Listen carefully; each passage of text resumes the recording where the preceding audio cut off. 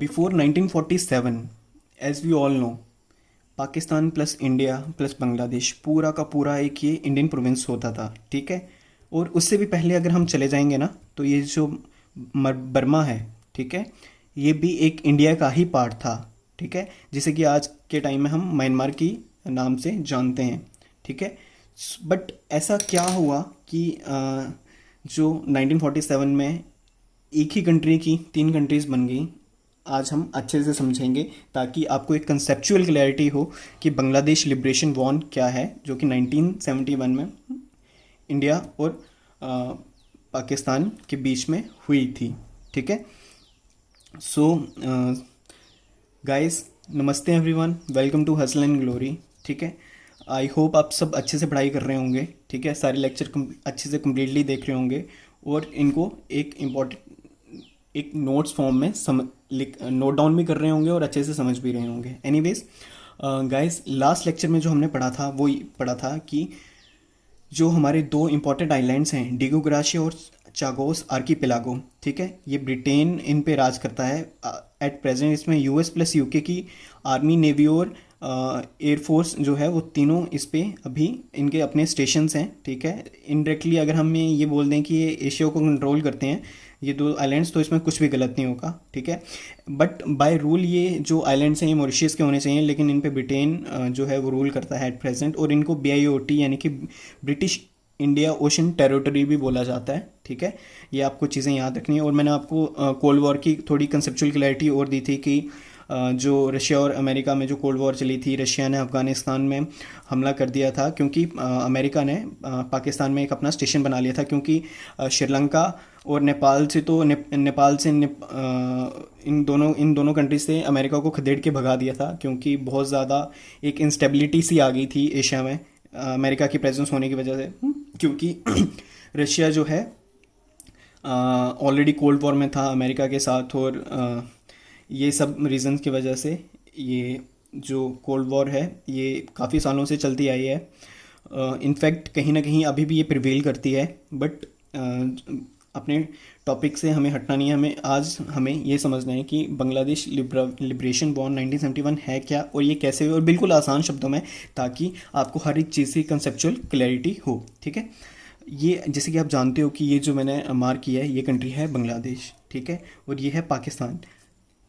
May be I think काफ़ी students को शायद ना पता हो कि ये जो बांग्लादेश है, ये बांग्लादेश तो 1971 के बाद बना है।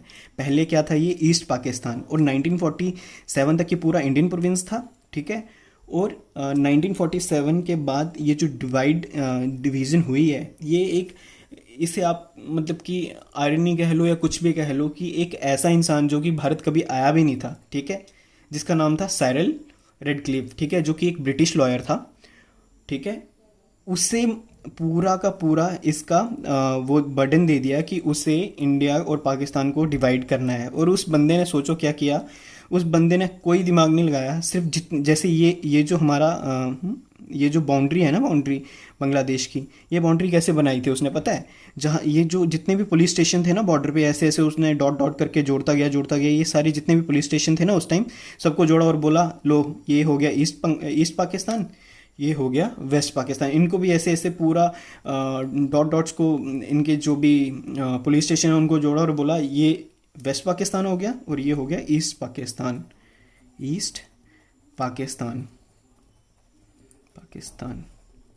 ठीक है।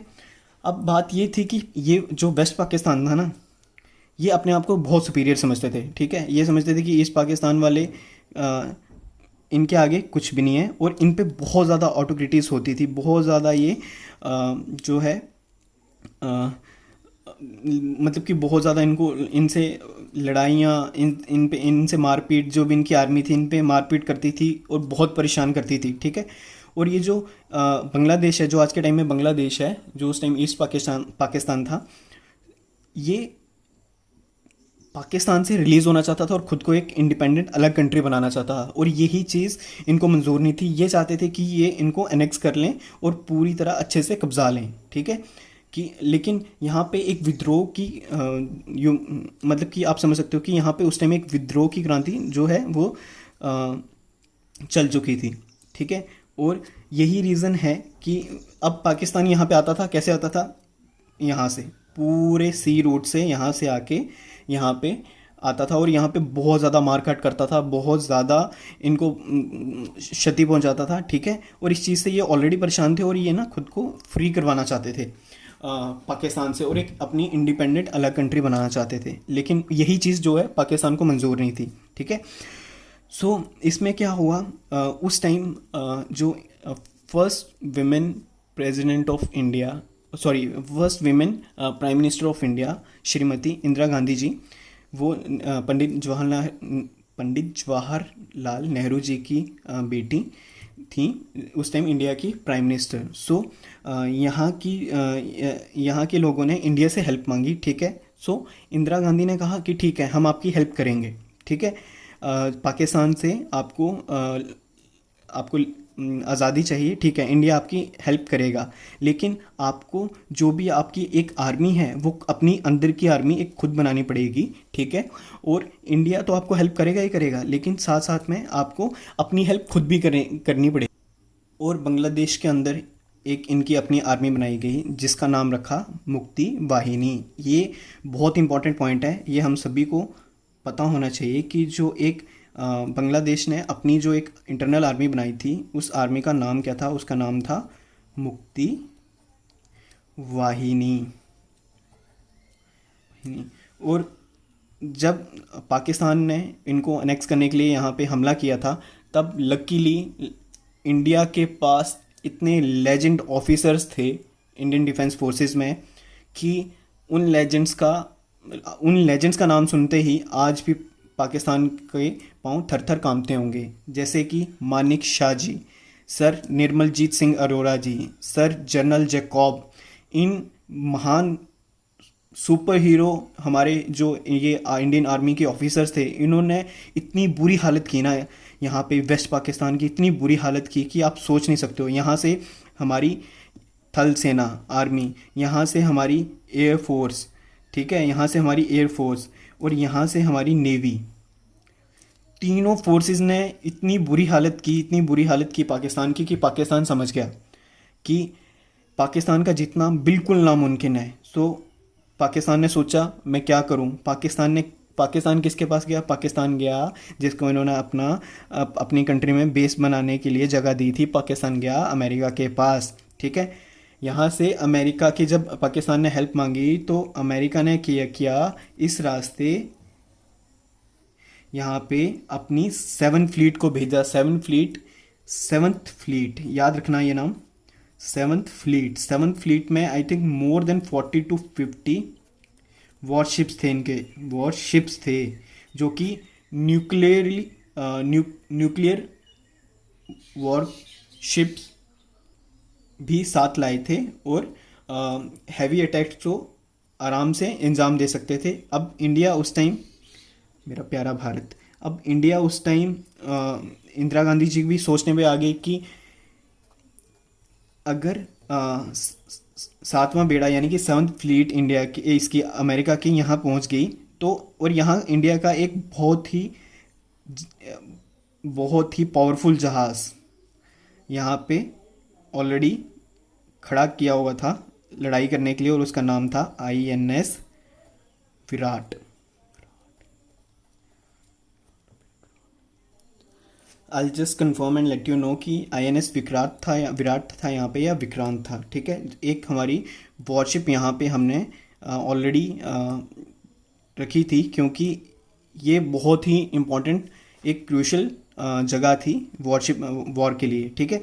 अब जैसे ही 7th फ्लीट यहाँ से इंडिया को पता चला कि अमेरिका की 7th फ्लीट यहाँ से निकल चुकी है विद 40 to 50 वॉरशिप्स, जो उनकी जो भी शिप्स हैं, ठीक है, वो यहाँ पे 40 to 50 आ रही हैं, ठीक है। तो इंडिया ने क्या किया, अपने ओल्ड फ्रेंड रशिया के पास गया और रशिया से हेल्प मांगी कि हमने, आप याद करो जब मैंने आपको बताया था कोल्ड वॉर के लिए हम्बरटोटा पोर्ट से जब अमेरिका को यहाँ से भगाया था तो इंडिया ने LTT फोर्स का निर्माण किया था और यहाँ से अमेरिका को भगाया था श्रीलंका से। तो रशिया को पता था कि इंडिया ने उसकी डिफ़िकल्ट टाइम में हेल्प की हुई है, तो रशिया ने क्या किया, रशिया ने भी अपनी एक फ्लीट भेजी यहाँ से, रशिया की भी फ्लीट यहाँ से यहाँ पे आ चुकी थी, यहाँ से रशिया की भी फ्लीट यहाँ से आ चुकी थी। उस फ्लीट का नाम याद रखना है हमें, उस फ्लीट का नाम है 40th फ्लीट,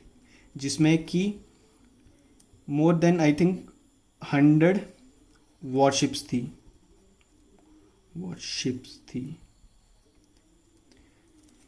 सो अब अमेरिका को तो काफ़ी दूर से यहाँ तक आना था, ठीक है, लेकिन जैसे ही इंडिया ने रशिया की हेल्प मांगी और रशिया ने बिल्कुल न्यूक्लियर कैपेबल शिप्स पूरी यहाँ पे भेज दी, ठीक है। अब इंडिया को पता था कि हमारे पास इतनी स्ट्रॉन्ग फोर्स आ चुकी है, तो अब हमें डरने की कोई भी ज़रूरत नहीं है। तो जैसे यहाँ से अमेरिका पास आया तो अमेरिका ने इनको बोला कि हम अमेरिका से आए हैं, 7th फ्लीट है हमारा नाम और इतनी इतनी वॉरशिप्स हैं, आप पीछे हट जाइए और हमें बांग्लादेश पे ईस्ट पाकिस्तान पे हमला करना दीजिए और पाकिस्तान की हेल्प करने दीजिए। और जब इन्होंने ये बोला कि ये रशिया से आए हैं और इनके पास भी न्यूक्लियर वॉर हेड्स हैं तो ये भी पीछे नहीं हटेंगे, तो जो अमेरिका है वो हैरान हो गया कि रशिया यहाँ तक पहुँच चुका है और अगर उन्होंने बाई चांस आगे बढ़े या अटैक किया तो उनको भी बहुत भारी नुकसान उठाना पड़ेगा। तो और मैं आपको उस टाइम की बात बता दूं कि रशिया की जो भी शिप्स थी ना, उस टाइम एक special kind of missile Russia की शिप्स पे लगी थी जिसका नाम था पैट्रियट मिसाइल। पैट्रियट मिसाइल ऐसी थी कि अगर जो अमेरिकन जो भी शिप्स हैं वो 100 किलोमीटर के एरिया से थोड़ा भी ज़्यादा आएंगे ना, तो अलार्म के साथ साथ ऑटोमेटिकली फायर करनी शुरू कर देंगी उन शिप्स पे। और ये अमेरिका को पता चल चुका था और अमेरिका को पता चला कि ये इनसे लड़ना कोई भी समझदारी का घर नहीं है, क्योंकि कहाँ हम 40-50, कहाँ ये मोर देन 100 शिप्स और वो भी न्यूक्लियर वॉर हेड्स वाली और साथ में इन्होंने पैट्रियट मिसाइल्स भी अपनी शिप्स पे लगाई हुई है। तो हमारा इतना ज़्यादा नुकसान होगा कि हम शायद ही लॉस कवर कर पाएँ। और इन्होंने क्या किया, यहाँ से समझदारी दिखाई, यहाँ से वापस हट गए, पाकिस्तान को कहा कि we are too late, you are too late, so अब आपको जो भी है वो अपने लेवल पे जो वॉर को है देखना पड़ेगा, हम आपकी कोई भी हेल्प नहीं कर सकते। और तब जाके रशिया की शिप्स वापस गई और जो अमेरिका से इंडिया का छुटकारा हुआ, ठीक है।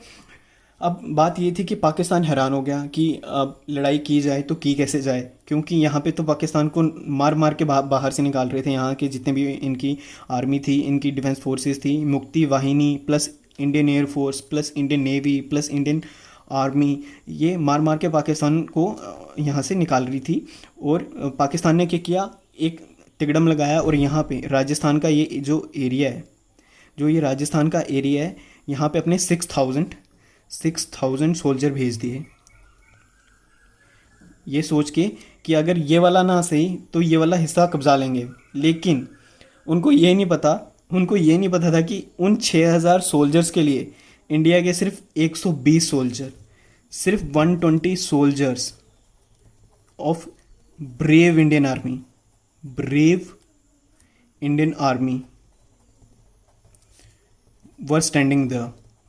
वर स्टैंडिंग देयर।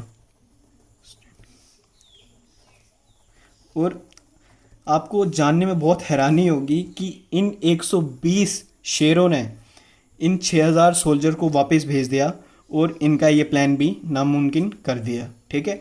अब एक्चुअली मेन जो पॉइंट था वॉर ब्रोक होने का, वो ये भी था कि यहाँ के ईस्ट पाकिस्तान के या बांग्लादेश के एक बहुत ही फेमस लीडर, मतलब कि उनकी डेजिग्नेशन आप एक पीएम के बराबर समझ सकते हो, जिनका नाम था शेख मुजीबुर रहमान, उनको किडनैप कर लिया था, ठीक है। और वो शेख मुजीबुर रहमान जो हैं वो शेख हसीना, जो प्रीवियस पीएम हैं केपी ओली से पहले जो थी शेख हसीना जी, उनके फादर साहब हैं, ठीक है। शेख मुजीबुर रहमान जो हैं वो फादर साहब हैं शेख हसीना जी के, ठीक है। तो इस बात पे यहाँ के लोगों को बहुत ज़्यादा गुस्सा आया और यहाँ पे एक वॉर ब्रेकआउट होगी। अब पाकिस्तान समझ गया कि चले थे इसको कब्जाने, अब ये भी हाथ से जाएगा, तो और अगर हमने नहीं सरेंडर किया तो हमारा इतना बुरा हाल होगा कि हम कहीं बताने लायक नहीं रहेंगे। तो 1971 में आप जानते हो, आई थिंक 16 दिसंबर 1971 को वॉर ख़त्म हुई थी और 93,000 सोल्जर्स, कितने 93,000 soldiers of Pakistan army surrendered. क्या किया इन्होंने? सरेंडर कर दिया इंडियन आर्मी के सामने। और आज दिन तक की, और ये जो इनका 93,000 सोल्जर्स का सरेंडर है वो आज दिन तक जो है वो, और इस सरेंडर का Guinness world of book record में भी मेंशन है। आज तक किसी भी कंट्री की इतनी बड़ी सेना ने कभी भी सरेंडर नहीं किया, ठीक है।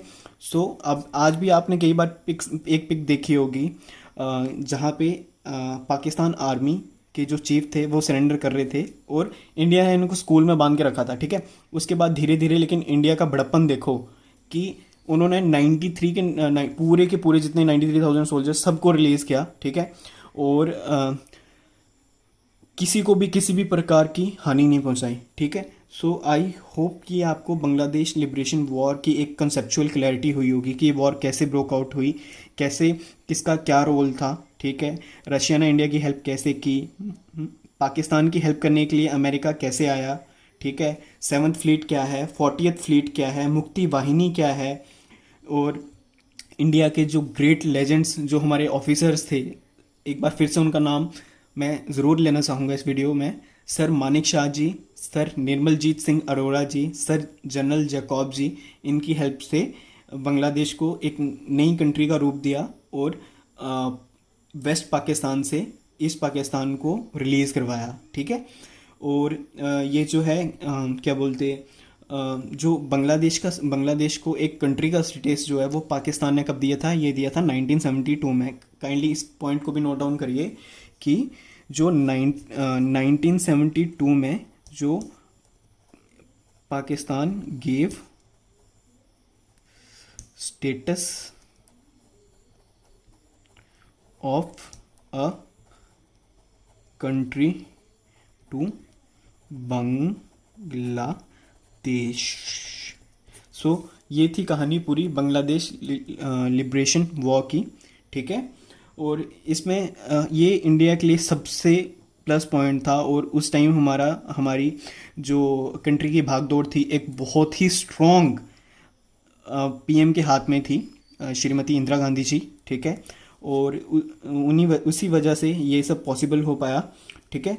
और इसके साथ साथ हमें ये कभी भी नहीं भूलना चाहिए कि इंडिया के लिए सबसे ज़्यादा बेनिफिट इसी चीज़ का हुआ कि यहाँ से वेस्ट पाकिस्तान भाग गया या हमने उसे निकाल दिया। क्योंकि अब जस्ट सपोज करिए अगर पाकिस्तान यहाँ भी है और पाकिस्तान यहाँ भी होता, ठीक है, तो इंडिया के लिए कितनी बड़ी सरदर्द होती।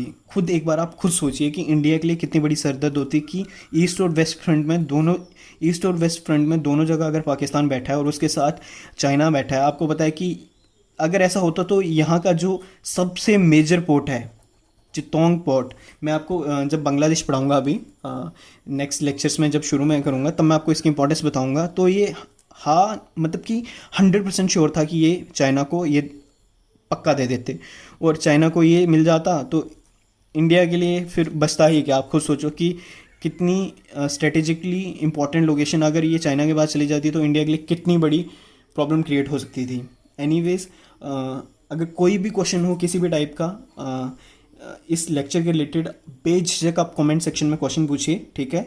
I will reply them all. And मुझसे कोई गलती हो गई हो तो please do forgive me and please give me suggestion how can I improve my video lectures. अगर आपको किसी भी टाइप की हेल्प हो रही होगी please also do let me know in the comment section. And take care of your self, take care of family. Thank you for viewing it and tata bye bye. मिलते हैं next lecture में। अब next lectures में हम country by country deeply शुरू करेंगे, जितनी भी हमने first of all SAARC and after than Asian countries जो पढ़ी हैं, ठीक है, ताकि कोई भी पॉइंट किसी भी टाइप का पॉइंट हम कहीं से भी छोड़ ना पाएँ, ठीक है। और आपकी प्रिपरेशन जो है बिल्कुल अच्छे ढंग से हो। Thank you, bye.